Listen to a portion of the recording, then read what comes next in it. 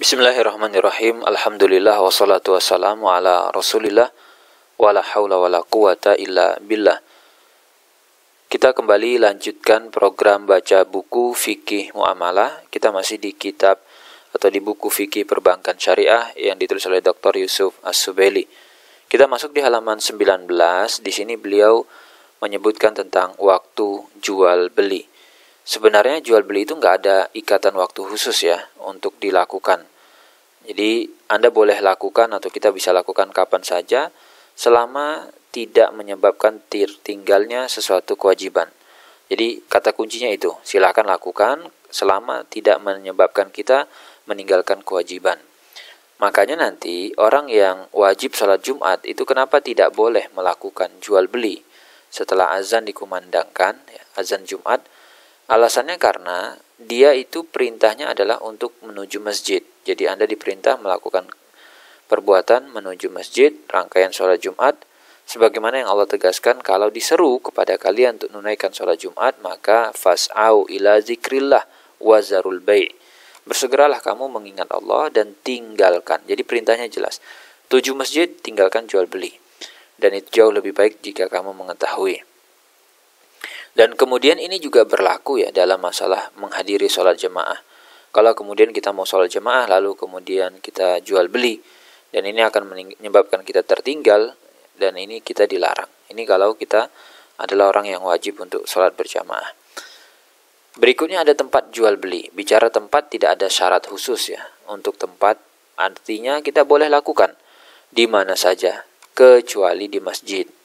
Jadi berarti di masjid tidak boleh. Ini berdasarkan sabda Nabi dari Abdullah ibn Amr ibn al-As bahwa Nabi SAW bersabda, naha anisyira wal bai' fil masjid. Nabi itu melarang bagi kita transaksi jual beli di masjid. Ini larangannya tegas. Di antara hikmahnya apa? Agar masjid kita itu terjaga dari kegaduhan. Jangan sampai kemudian nanti masuk masjid malah kayak masuk pasar. Ini yang tidak diharapkan. Nah, kemudian termasuk kategori yang dilarang juga adalah ketika Anda melakukan transaksi jual beli saham dengan menggunakan PDA atau telepon genggam saat berada di masjid. Jadi ketika kita transaksi online, ketika kita beli pulsa apapun itu menggunakan gadget kita, by transfer, itu juga termasuk kita sedang melakukan transaksi jual beli. Maka itu dilarang dan kalau dilakukan kita berdosa. Berikutnya beliau mencantumkan tentang jual beli yang diharamkan. Dan ini adalah termasuk keindahan Islam sebenarnya. Bahwa kalau kita bicara muamalat yang haram, itu sebenarnya tidak terlalu banyak jumlahnya. Sedangkan muamalat yang halal itu jumlahnya justru tidak terbatas. Ini jangan dibalik, karena memang hukum asal muamalat adalah mubah. Jadi jangan kemudian dibilang yang haram itu yang banyak, atau apa-apa haram, yang halal cuma dikit. Enggak, justru yang haram itu dikit, yang halal yang banyak. Dan kalau kita perhatikan muamalat yang diharamkan, itu kita akan dapati bahwa pertama, jumlahnya enggak terlalu banyak. Ini yang pertama. Dan kemudian setiap muamalat yang diharamkan, pasti Allah kasih gantinya. Contoh apa? Allah haramkan riba. Maka Allah diganti dengan apa? Allah halalkan yang namanya jual beli dan tidak tunai. Ya, Anda boleh kan pakai kredit. Allah haramkan judi. Sebagai gantinya adalah Allah halalkan yang namanya perlombaan semisalnya. Kemudian kata kunci berikutnya adalah muamalat yang haram itu umumnya mengandung kezoliman. Jadi itu sebenarnya untuk kebaikan kita juga. Dengan diharamkan itu berarti tatanan hidup masyarakat kita tetap bagus, tidak ada efek kezoliman di situ. Berikutnya faktor penyebab kenapa sebuah muamalat itu menjadi haram. Jadi ulama menjelaskan secara umum kenapa suatu muamalat menjadi bermasalah dan menjadi haram itu ada 3. Yang pertama adalah karena ada kezoliman, yang kedua karena ada goror, dan yang ketiga karena ada riba. Pertama kita lihat adalah kezoliman. Jadi ketika sebuah muamalat ini mengandung kezoliman, baik nanti yang dizolimi satu pihak ataupun pihak manapun juga dalam kondisi orang banyak, maka ini haram. Allah berfirman, ya ayyuhalladzina amanu, wahai orang-orang yang beriman, la ta'kulu amwalakum bainakum bil batil. Jangan kamu makan harta sesamamu dengan jalan yang batil. Ini zolim. Kalau mau makan harta orang lain, ambil dengan perniagaan, dengan jual beli, dengan sama-sama suka di antara kamu. Kezaliman ini berarti mengingkari, ya. Ketika ada kezaliman berarti konsekuensinya saling ridho itu tidak terwujud. Dan ini juga termasuk bentuk memakan harta orang lain dengan cara yang batil.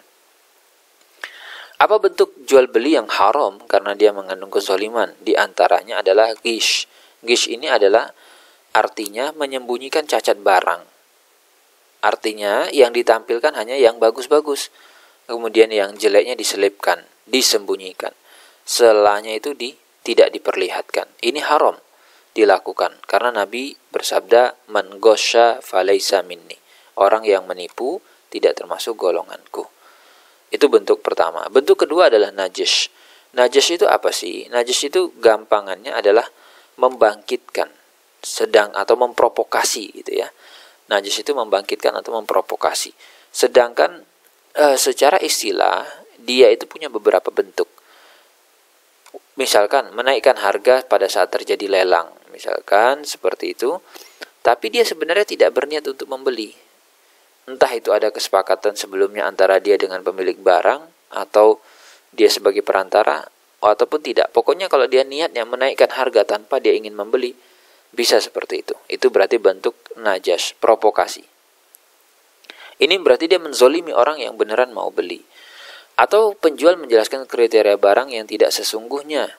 Ingat ya, ini orang-orang marketing nih, orang-orang yang biasanya mempromosikan produk, iklan produk, tapi terlalu hiperbola, berlebihan, atau kriteria yang tidak sebenarnya. Ini juga dilarang. Itu bentuk najas.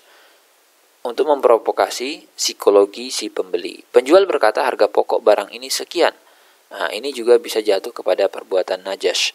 Padahal dia berdusta. Tujuannya adalah supaya orang, oh iya ya, masih masuk akal lah harganya. Nah, kalau dia berdusta, ini jadi haram. Apa hukum najas? Najas dengan semua bentuknya yang kita sebutkan tadi hukumnya haram. Karena ini termasuk kategori penipuan dan pengelabuan sebenarnya kepada si pembeli. Tapi nanti ya, kalaupun terjadi najas, akad jual belinya tetap sah. Kemudian si pembeli begitu tahu, dia punya hak memilih. Mau cancel barangnya atau dia mau lanjutkan saja. Kalau harga barang yang dibelinya jauh lebih mahal dari harga pasaran, dia tetap bisa pilih. Ya sudah, saya pilih cancel, boleh. Atau dia pilih tetap lanjutkan. Dalilnya adalah Abdullah bin Umar mengatakan bahwa Nabi itu Rasulullah Shallallahu Alaihi Wasallam anin najas. Rasul melarang kita dari perbuatan najas. Yang ketiga, bentuk kezoliman adalah menjual atau membeli dan menawar barang yang sudah terlebih dahulu dijual atau sudah terlebih dahulu dibeli dan ditawar oleh muslim yang lain. Misalnya apa? Misalnya kita menjual barang terlebih dahulu yang sudah dijual oleh muslim yang lain. Penjual berkata kepada orang yang sudah beli, harganya 10.000 dari si A misalkan. Jadi si C nih sekarang nih. Ini ada pihak ketiga nih. C bilang kepada si A, kamu kan belinya 10.000. Sini tak jualin yang ini. Beli aja dari aku, harganya cuma 9.000. Gitu ya. Atau si C ini bilang gini, B gitu ya. B, kamu kan itu beli barang berapa? 10.000. Nih, saya berani kasih deh kamu harga sama 10.000 tapi kualitas brandnya lebih bagus. Harapannya apa? Si pembeli batal, si B cancel dari si A, lalu kemudian si B beli dari si C. Ini ya bentuk larangannya seperti itu. Atau misalkan dia membeli barang yang terlebih dahulu sudah dibeli oleh muslim yang lain. Pembeli kemudian mengatakan kepada penjual yang telah menjual barang dengan harga 9.000, saya beli barang tersebut dari Anda dengan harga 10.000. Jadi ketika si A dengan si B sedang tawar-tawar, si A udah mau jual ke si B, terus tiba-tiba si C datang. A, daripada kamu jual ke B 9.000, sini tak beli, harganya 10.000. Nah, ini juga bentuk menzolimi orang lain. Bentuk lain adalah menawar barang yang sudah terlebih dahulu ditawar oleh muslim lain. Ketika misalkan si C melihat A dan B sedang tawar-menawar, hampir deal, kemudian dia bilang, A, sini tak beli barangnya. Berapa si B nawar? Saya beli lebih tinggi. Gitu ya. Nah, ini juga termasuk bentuk kezaliman. Atau mungkin dia menawarkan, nih kalau dia statusnya sebagai penjual, nawarkan harga yang sama tapi lebih murah, lebih berkualitas, atau barang sama tapi harga lebih murah. Menawar barang yang sudah ditawar oleh orang lain terlebih dahulu, ini hukumnya haram. Dengan 2 syarat ya. Perhatikan syarat ini. Kalau memang hampir terjadi saling cocok harga, ya, dengan demikian kalau di tahap awal tawar-menawar dan mereka masih belum deal, masih belum cocok harganya, ya sudah. Si A misalkan, aduh B, kalau segitu kayaknya aku nggak bisa kasih deh, gitu ya. Si A aja bilang kayak gitu. Nantilah aku pikir-pikir dulu. Artinya si A belum deal, belum ngerasa cocok. Masuk si C, Pak itu barang berapa? Oh sekian. Oh ya sudah gitu. Nah ini ya, perhatikan kondisinya. Kemudian jual beli tidak dengan cara lelang. Karena apa? Karena ketika saat lelang itu kan memang kita diperbolehkan menawar barang yang sudah ditawar. Benar kan ya? Kalau lelang itu berarti siapa lagi yang menawar? Itu kan memang sengaja di open, dibuka. Itu diperbolehkan. Asal tadi tidak kita melakukan najas tadi. Jadi emang niatnya mau beli gitu ya. Seluruh akad ini dikiaskan dengan jual beli. Maka jika seseorang mengajukan lamaran, nah konteks ini sebenarnya bisa saja terjadi pada kasus lain. Misalkan lamaran pekerjaan dan kemudian dia nyatakan diterima. Kemudian kalau memang belum keluar pernyataan diterima, maka orang lain dipersilakan untuk mengajukan lamaran. Jadi jangan mentang-mentang kemudian punya orang dalam hingga akhirnya kita menggeser posisi orang lain yang sudah diterima tadi. Mana dalilnya? Dalilnya adalah dari Abu Hurairah bahwa Nabi SAW bersabda, "Wala yabi ba'dukum ala bai'i akhih." Dalam Muslim, la yasumul muslim ala saum akhihi. Jadi bahwa Nabi itu mengatakan, janganlah sebagian kalian menjual barang yang sudah terlebih dahulu dijual oleh muslim yang lain. Atau dalam redaksi lain, jangan seorang muslim menawar barang yang lebih dahulu ditawar oleh saudara yang lain. Apa hikmahnya? Hikmahnya kenapa ini dilarang? Ini adalah untuk menutup celah terjadinya keributan, permusuhan antar sesama muslim. Bentuk kezoliman yang lain apa? Bentuknya adalah menimbun barang. Ini berarti kita menahan barang yang merupakan hajat orang banyak. Perhatikan kata kunci ini, hajat orang banyak. Kita tahan, tidak kita jual, tujuannya adalah ketika barang langka, permintaan bertambah, harga naik, maka baru itu kita jual. Apa hukumnya? Ulama sepakat ini hukumnya haram. Ya, kebutuhan orang banyak yang kita tahan itu haram. Dalilnya adalah la yahtakir illa khati. Orang yang melakukan ihtikar itu adalah orang yang berbuat dosa. Nah, cuman kita perlu pahami ihtikar yang haram itu seperti apa. Ihtikar bisa menjadi haram kalau terpenuhi 2 hal, yaitu pertama, melakukannya pada saat harga melambung. Tapi kalau memang harganya saat sedang murah, harga normal, itu tidak bisa disebut dengan ihtikar. Ini ya, ketika masa pandemi kemarin misalkan heboh orang menimbun masker gitu ya. Barang yang ditimbun merupakan hajat orang banyak. Jadi ini kebutuhan orang banyak, sehingga kalau ditahan barangnya, akan terimbas harga semakin mahal. Ya, seperti apa? Makanan pokok, bahan bakar, material bangunan, dan lain-lain. Sedangkan bahan atau sesuatu yang tidak kebutuhan pokok, maka Anda tidak masalah untuk menimbun. Berikutnya ada namanya perlindungan hak cipta. Ya, ini juga bagian daripada etika. Ketika kita berjual beli, bertransaksi, pastilah si produsen akan meminta dilindungi hak cipta mereka dan melarang orang lain meniru barang produksi atau merek mereka. Dan melakukan ihtikar atau monopoli terhadap produksi barang tersebut termasuk dalam hal ini misalkan materi ilmiah dan informasi, buku, kaset, dan program. Jadi kita boleh patenkan gitu ya, produk kita, buku kita, karya kita. Dan ini diperbolehkan oleh syariat. Hak cipta seperti ini boleh dan kita perlu taati. Dan ini tidak termasuk ihtikar. Kenapa? Karena memang ya hak cipta itu kan memang milik yang punya. Maka kalau kita mau tiru, kita mau copy, itu kita dianggap melanggar. Hak cipta itu tidak termasuk kebutuhan pokok gitu ya. Jadi kalau misalkan kita buat hak cipta, kita patenkan. Nah, kan orang tidak banyak yang menderita karena tingginya harga. Kemudian pembeli barang yang sudah dipatenkan itu disyaratkan untuk tidak memperbanyak dan tidak meniru. Wajib memenuhi persyaratan tersebut.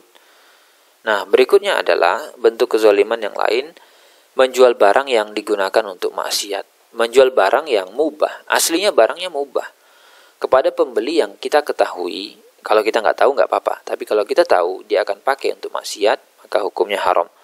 Anda misalkan mau jual anggur ke pabrik minuman keras, atau menjual senjata kepada perampok, ini jelas hukumnya haram.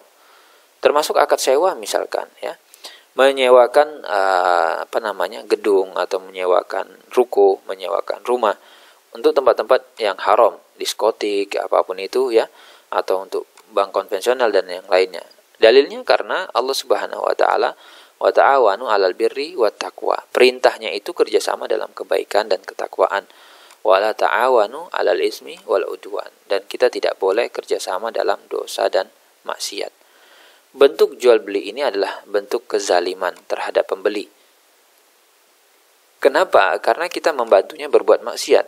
Semestinya dia itu dinasihatin, Pak, jangan buka diskotik, Pak, jangan buat tempat yang seperti ini, biar dia berhenti, bukan malah kita bantu untuk menzolimi dirinya, gitu ya. Itu yang bisa kita baca dalam pertemuan ini. Insya Allah nanti kita lanjut di pertemuan berikutnya, di halaman berikutnya. Semoga bermanfaat dan Anda boleh bagikan video ini kepada teman-teman Anda, dan juga silakan bergabung ke dalam komunitas baca buku setiap hari. Anda bisa bertemu orang-orang yang punya semangat baca buku, Anda bisa bertemu dengan ekosistem yang baik untuk membangun habit baca buku. See you dan selamat menonton video-video berikutnya.